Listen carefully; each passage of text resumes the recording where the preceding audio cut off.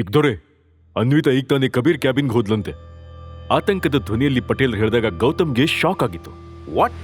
ಅನ್ವಿತಾ ಕಬೀರ್ ಹತ್ರ ಅಂತ ಹೇಳಿದ ಗೌತಮ್ ಕಣ್ಣು ಕೋಪದಲ್ಲಿ ಕೆಂಪಾಗಿತ್ತು. ಕಬೀರ ಕಳನ್ ಕರ್ಸ್ಕೊಂಡಿದ್ದ ಅಂತ ಗೌತಮ್ಗೆ ಚೆನ್ನಾಗಿ ಗೊತ್ತಿತ್ತು. ಅವನ್ ಕ್ಯಾಬಿನ್ನಲ್ಲಿ ಒಂದ್ ರೀತಿಯ ಡ್ರಗ್ ನ ಇಟ್ಕೊಂಡಿದ್ದ.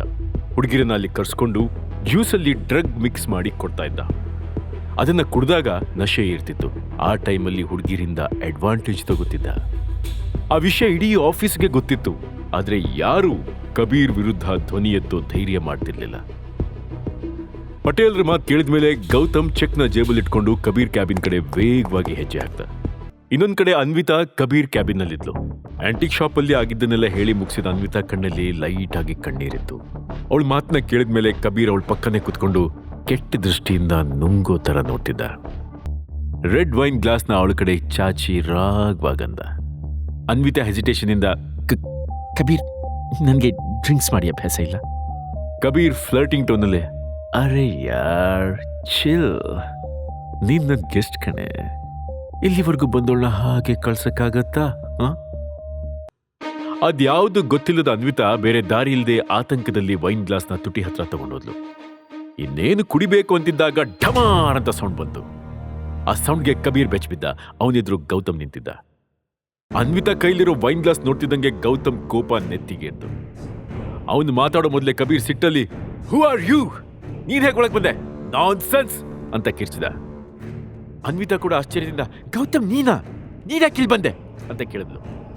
ಅಯ್ಯೋ ಅನ್ವಿ, ನಾನ್ ಟೈಮಿಗೆ ಸರಿಯಾಗಿ ಬರ್ತಿದ್ರೆ ಈ ನನ್ ಮಗ ನಿನ್ ಜೊತೆ. ಅವನ್ ಮಾತು ಮುಗಿಸೋದ್ರೊಳಗೆ ಅನ್ವಿತಾ ಕೋಪದಲ್ಲಿ, ಶಟ್ ಅಪ್, ಈ ರೀತಿ ಥಿಂಕ್ ಮಾಡೋದಕ್ಕೆ ಮನ್ಸಾದ್ರೂ ಹೇಗೆ ಬರುತ್ತೆ ಗೌತಮ್? ನಾನ್ ಕಬೀರ್ ಹತ್ರ ಹೆಲ್ಪ್ ಕೇಳಕ್ ಬಂದಿದ್ದೆ, ಅವ್ನ್ ದುಡ್ಡು ಕೊಡಕ್ ರೆಡಿ ಇದ್ದಾನೆ.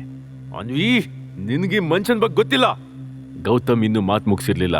ಅಷ್ಟರಲ್ಲಿ ಕಬೀರ್, ಏಯ್ ನಾಯಿ, ಏನೋ ಬೊಗಳ್ತಾ ಇದೀಯಾ ಅಂತ ಹೊಡಿಯಕ್ ಹೋದ. ಅನ್ವಿತಾ ಗಾಬ್ರಿಲಿ ಅವ್ರ ಮಧ್ಯ ಬಂದ್ಲು. ಅಯ್ಯೋ ಕಬೀರ್, ಒಂದ್ ನಿಮಿಷ ಪ್ಲೀಸ್, ಅವನಿಗೇನು ಮಾಡ್ಬೇಡ, ಹೀಸ್ ಮೈ ಹಸ್ಬೆಂಡ್. ಕಬೀರ್ ಕೋಪದಲ್ಲಿ ಹಲ್ಕಡಿತ, ಓ ಇವನೇನಾ ಮನೆ ಅಳಿಯ? ಅಲ್ಲಲ್ಲ, ನಿನ್ ಮನೆ ಆಳು. ನೋಡನ್ವಿತಾ, ಇವನ ಹತ್ರ ನನ್ ಕಾಲಿಗೆ ಬಿದ್ದು ಸಾರಿ ಕೇಳೋ, ಇಲ್ದಿದ್ರೆ ಈ ಮನುಷ್ಯ ನನ್ನ ಕ್ಯಾಬಿನ್ ನಿಂದ ಜೀವಂತವಾಗಿ ಆಚೆ ಕಾಲಿಡಲ್ಲ. ಅಂಡ್ ನೀನ್ ಈ ಚೆಕ್ ನ ಮರ್ತ್ಬಿಡು, ನಾನ್ ನಿನ್ಗೆ ಹೆಲ್ಪ್ ಮಾಡಲ್ಲ ಅಂದವನು ಗೌತಮ್ನ ಗುರಾಯಿಸ್ತಾ ಕೈಯಲ್ಲಿರೋ ಚೆಕ್ ನ ಫೋಲ್ಡ್ ಮಾಡ್ತಿದ್ದ. ಗೌತಮ್ ಕಣ್ಣಲ್ಲಿ ರೋಷ ಉಕ್ತಾ ಇತ್ತು. 3 ವರ್ಷದಿಂದ ನಿನ್ನ ಹಾಗೆ ಒಬ್ಬ ಥರ್ಡ್ ಕ್ಲಾಸ್ ನನ್ನ ಮಗ ಕ್ಯಾಬಿನ್ ಬಂದು ನನಗೆ ಆವಾಜ್ ಹಾಕ್ತಾ. ಅಂಡ್ ಆ ವ್ಯಕ್ತಿ ಬಾಡಿನ ಇವತ್ವರೆಗೂ ಅವನ ಫ್ಯಾಮಿಲಿ ಹುಡುಕ್ತಾ ಇದೆ. ಪಾಪ ಅವನ್ ಸತ್ ಮೇಲೆ ಅವನ ಕುಟುಂಬದವ್ರಿಗೆ ಕೊನೆ ಬಾರಿ ಮುಖ ನೋಡೋ ಅವಕಾಶನೂ ಸಿಗ್ಲಿಲ್ಲ. ಈ ಕಬೀರ್ ತಾಕತ್ತೇನು ಅಂತ ಜಸ್ಟ್ ಇಮ್ಯಾಜಿನ್ ಮಾಡ್ಕೋ. ಅನ್ವಿತನು ಗಾಬರಿ ಕೋಪದಿಂದ, ಗೌತಮ್ ಏನೋ ನೋಡ್ತಿದ್ಯಾ? ಕಬೀರ್ ಕಾಲಿಗೆ ಬಿದ್ದು ಸಾರಿ ಕೇಳು, ಈ ಮ್ಯಾಟರ್ನ ಇಲ್ಲಿಗೆ ಮುಗಿಸು ಪ್ಲೀಸ್.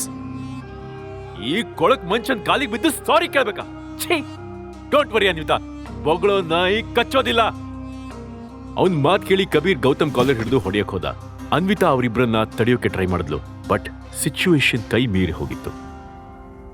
ಕಬೀರ್ ಫೋನಲ್ಲಿ, hello inspector Shiva, I am Kabir Anand, ಈಗಲೇ ಪ್ರಿನ್ಸ್ ಗ್ರೂಪ್ಗೆ ಬನ್ನಿ, ಇಲ್ಲೊಬ್ಬ ದಾಂಡಿಗನ್ ಚರ್ಮ ಸುಲಿಯೋದು ಬಾಕಿ ಇದೆ ಅಂತ ಸಿಟ್ಟಲ್ಲಿ ಕಾಲ್ ಕಟ್ ಮಾಡ್ದ.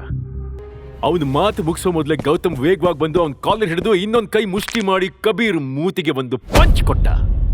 ಅನ್ವಿತಾ ಭಯದಲ್ಲಿ ಗೌತಮ್ ಕೈ ಹಿಡಿದು ಹಿಂದೆ ಕೇಳಿದ, ಗೌತಮ್ ಏನ್ ಮಾಡ್ಬಿಟ್ಟೆ ನೀನು? ಮೈ ಮೇಲೆ ಪ್ರಜ್ಞೆ ಇಲ್ವಾ? You are finished man.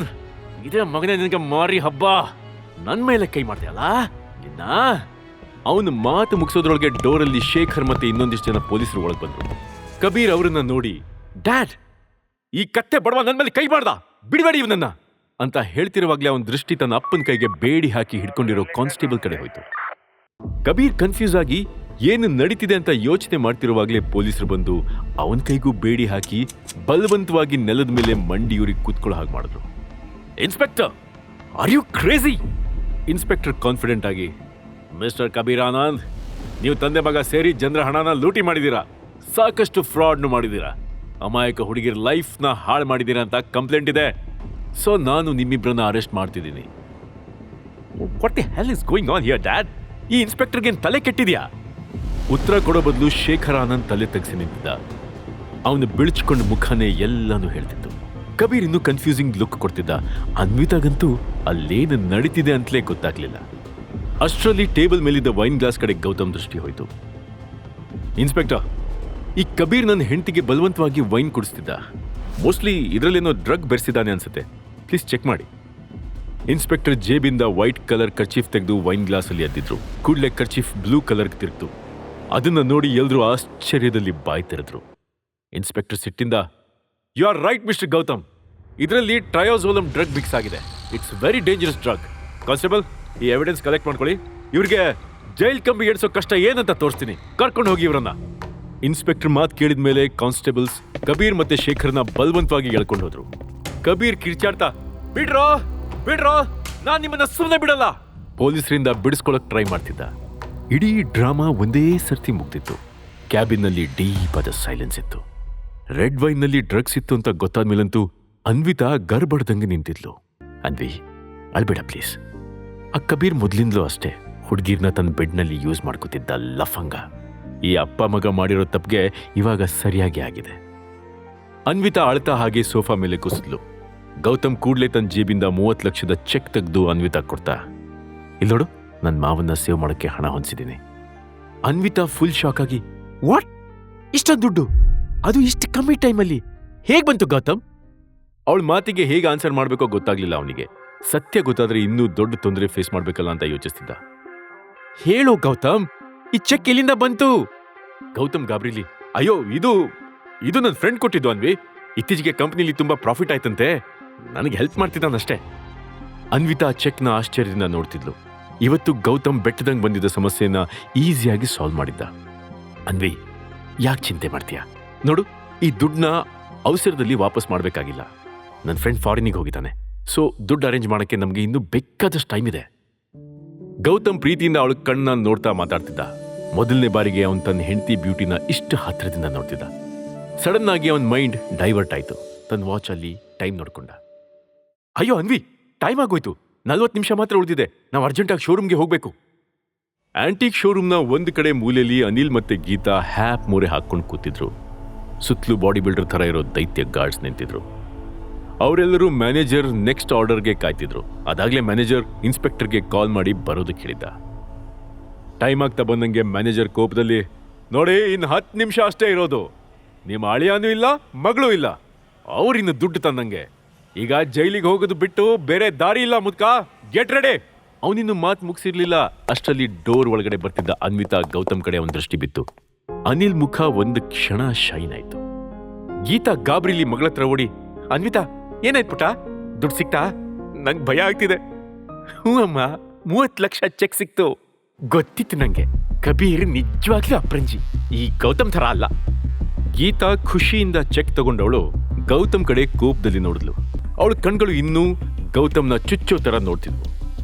ಅಮ್ಮ, ನೀನ್ ಅನ್ಕೊಂಡಂಗೆ ಏನೂ ಇಲ್ಲ. ನಿಜ ಏನಂದ್ರೆ, ಕಬೀರ್ ಹೆಸರು ಕೇಳಿದ ತಕ್ಷಣ ಅನ್ವಿತಾಗೆ ಅವನ್ ತನಗೆ ವೈನ್ ಕುಡಿಯೋಕೆ ಹೇಳಿದ್ ನೆನ್ಪು ಬಂತು. ಅಮ್ಮ, ಪ್ಲೀಸ್ ಸ್ಟಾಪ್ ಇಟ್. ನನ್ಗೆ ದುಡ್ಡು ಕೊಟ್ಟಿದ್ದು ಆ ಕಬೀರ್ ಅಲ್ಲ, ಗೌತಮ್. ಈ ಹಣನ ಅವನ ಫ್ರೆಂಡ್ ಕಡೆಯಿಂದ ಅರೇಂಜ್ ಮಾಡಿರೋದು. ಅನ್ವಿತಾ ಮಾತು ಕೇಳಿ ಗೀತಾ ಅನಿಲ್ ಬೆಚ್ಚ ಬಿದ್ರು. ಗೌತಮ್ ಭಯದಲ್ಲಿ ಸುತ್ತಲೂ ನೋಡಕ್ ಶುರು ಮಾಡ್ದ. ಗೀತಾ ಕಣ್ಣಲ್ಲಿ ಇನ್ನೂ ಅನುಮಾನ ಸ್ಪಷ್ಟವಾಗಿತ್ತು. ಗೌತಮ್ ದುಡ್ಡೆಲ್ಲಿಂದ ಬಂತು ಅಂತ ಸತ್ಯ ಹೇಳ್ತಾನ? ಹೇಳಿದ್ರೆ ಗೀತಾ ರಿಯಾಕ್ಷನ್ ಹೇಗಿರ್ಬಹುದು? ಕಬೀರ್ ಗೌತಮ್ ಮೇಲೆ ಸೇಡ್ ತೀರ್ಸ್ಕೊತಾನ? ಇದಕ್ಕೆಲ್ಲ ಉತ್ತರ ಬೇಕು ಅಂದ್ರೆ ಈಗಲೇ ಡೌನ್ಲೋಡ್ ಮಾಡಿ ಕೇಳಿ ರಾಯಲ್ ವಾರಸ್ತಾರ ಕೇವಲ ಪಾಕೆಟ್ ಎಫ್ಎಂ ನಲ್ಲಿ.